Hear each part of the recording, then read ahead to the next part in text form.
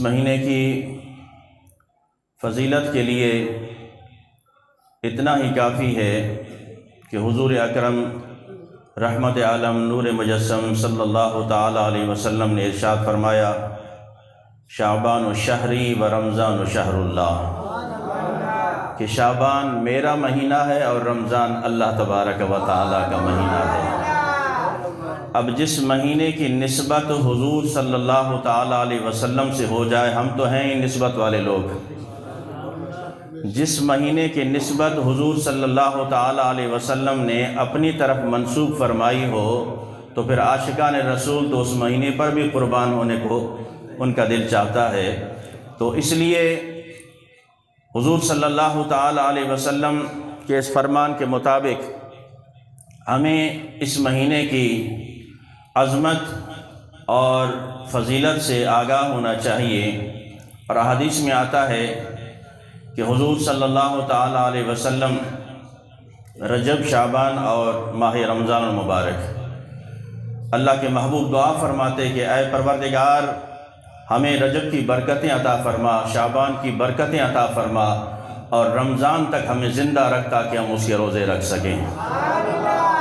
تو یہ تینوں مہینے عزیزان محترم، بلکہ یہ رجب اور شعبان، یہ اگر رمضان المبارک کے انتظار میں گزارے جائیں کہ آج یہ تاریخ ہو گئی، اگلے دن یہ تاریخ ہوگی، تو یہ رمضان المبارک سے محبت کی ایک علامت ہے۔ اور جہاں تک شعبان المعظم کا تعلق ہے، حضور صلی اللہ تعالی علیہ وسلم نے اس کی فضیلت مزید یوں بیان فرمائی کہ سرکار علیہ السلام نے فرمایا کہ جو شعبان المعظم میں ایک روزہ رکھتا ہے کل قیامت کے دن وہ میرے ساتھ یوں کھڑا ہوگا، 2 انگلیوں کا یوں اشارہ فرمایا، یعنی شعبان المعظم کے روزے کی اتنی فضیلت ہے۔ اور سرکار دو جہاں صلی اللہ تعالی علیہ وسلم نے اس مہینے کی فضیلت کو مزید یوں بیان فرمایا۔ ام المؤمنین حضرت عائشہ الصدیقہ رضی اللہ تعالی عنہ آپ فرماتی ہیں کہ حضور صلی اللہ تعالی علیہ وسلم رمضان کے بعد جس مہینے میں سب سے زیادہ روزے رکھا کرتے وہ شعبان المعظم کا مہینہ ہے۔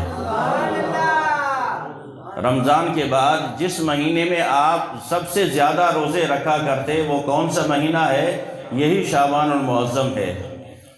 اور حضرت اسامہ رضی اللہ تعالیٰ عنہ عرض کرتے ہیں، یا رسول اللہ صلی اللہ تعالیٰ علیہ وسلم، آپ اس مہینے میں سب سے زیادہ روزے کیوں رکھتے ہیں؟ اس کی وجہ کیا ہے؟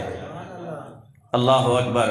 حضور علیہ السلام نے جواباً ارشاد فرمایا کہ اس مہینے میں بندے کے اعمال رب کی بارگاہ میں پیش ہوتے ہیں۔ میں چاہتا ہوں جب میرے اعمال رب کی بارگاہ میں پیش ہوں تو میں روزے سے ہوں۔ آپ اندازہ لگائیں کہ حضور صلی اللہ تعالی علیہ وسلم کا اس نفلی عبادت سے، نفلی روزوں سے کتنا لگاؤ، کتنی محبت تھی اور کتنی فکر تھی۔ یارو، جس کے بارے میں اللہ کے محبوب علیہ السلام، جس محبوب کے بارے میں اللہ تبارک و تعالی چاند کو اگر یہ اشارہ فرمائے چاند 2 ٹکڑے ہو جائے، سورج واپس پلٹ آئے، جس محبوب کے لیے اللہ نے پوری کائنات بنائی ہو، وہ ذات، وہ عرفہ و اعلیٰ ذات اس ہستی میں، اس کائنات میں، اس روئے زمین پر، چاہے زمین و آسمان میں اللہ کے بعد کوئی بزرگ ہستی ہے تو جناب محمد مصطفیٰ صلی اللہ تعالی علیہ وسلم کی ذات بابرکات ہے۔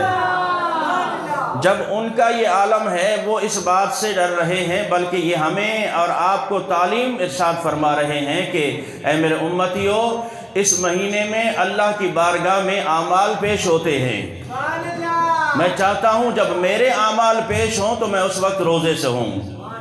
اب جو امتی رمضان مبارک کے فرض روزے بھی نہ رکھ سکے، جس امتی کا سارا دن گناہوں میں گزرتا ہو اور اللہ اور اس کے رسول صلی اللہ تعالی علیہ وسلم کی نافرمانی میں گزرتا ہو، اب اندازہ لگائیں کہ ہمارے اعمال میں کیا کیا گناہ ہوں گے، اور یہ رب کے بارگاہ میں پیش ہونے ہیں میرے ساتھیوں۔ اس لیے حضور صلی اللہ تعالی علیہ وسلم ہمیں تعلیم ارشاد فرما گئے کہ اپنے اعمال پر ضرور نظر رکھو، اپنے اعمال پر ضرور نظر رکھو۔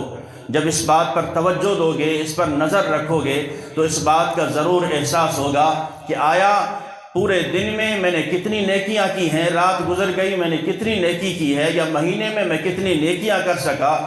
تو خدا را جب ہم یہ احتساب کریں گے تو انشاءاللہ رب کا قرب ضرور نصیب ہوگا۔